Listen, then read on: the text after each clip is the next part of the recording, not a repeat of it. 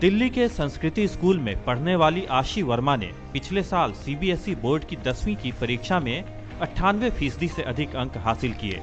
आशी ने पिछले साल प्रधानमंत्री नरेंद्र मोदी के परीक्षा पे चर्चा कार्यक्रम के तीसरे संस्करण में हिस्सा लिया था।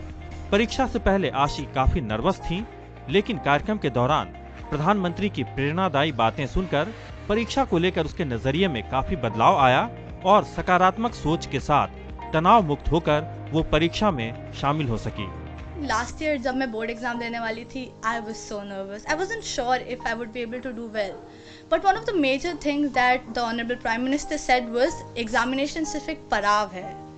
और आई थिंक ये बच्चों को याद दिलाना बहुत ज़रूरी है.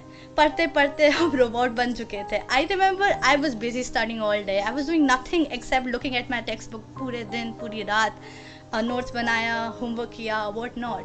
आई think he reminded us to keep on learning and to take this as a challenge and not as the destination.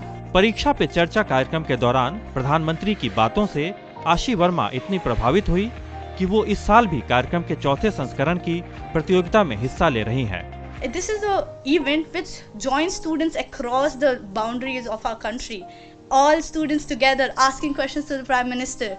How amazing is that? I'm taking part in the 4th edition too, because that was something that was life-changing for me and I would love to participate again.